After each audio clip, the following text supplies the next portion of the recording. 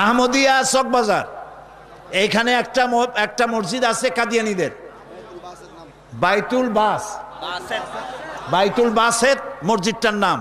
মুসলমানেরা জানে না বলে সেখানে নামাজ পড়তে যায়। মনে রাখবেন, কাদিয়ানীরা যে মসজিদ বানায় ওইটা মসজিদ না, এটা উপাসনালয়। কাদিয়ানীদের মসজিদে মুসলমানদের নামাজ হবে না, হবে না, হবে না। কারণ গোলাম মোহাম্মদ কাদিয়ানী কাফের, আর তাকে যারা নবী মানে তারাও কাফের। তাদের সাথে মুসলমানদের না না না, থামেন, এই যে বসেন।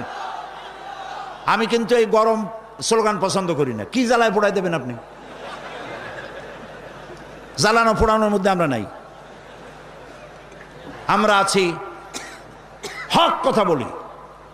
তাদের অধিকার আছে দেশে থাকার, যেমন হিন্দু, খ্রিস্টান, বৌদ্ধ সকল জাতি যেমন এখানে সাম্প্রদায়িক সম্প্রীতি নিয়ে আছে, কাদিয়ানীরাও সেভাবে থাকবে। তবে তারা থাকবে অমুসলিম হিসাবে, মুসলমান হিসাবে অবশ্যই নয়। তাদের উপাসনার গায়ে কেউ হাত দেবে না, মনে থাকবে এই কথা।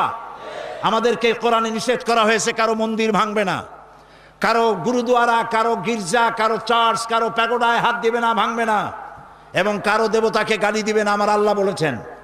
মনে থাকবে এই কথা। সুতরাং তাদের উপাসনালয় হাত দেওয়া যাবে না। যেমনি বানাইছে তেমনি থাকুক, তারা নামাজ পড়বে। আমি আমার জনগণকে সতর্ক করছি, ওদের মসজিদ নয়, উপাসনালয়। ওটাকে মসজিদ বলা জায়েজ নাই, এটা উপাসনালয়। কোন মুসলমানের নামাজ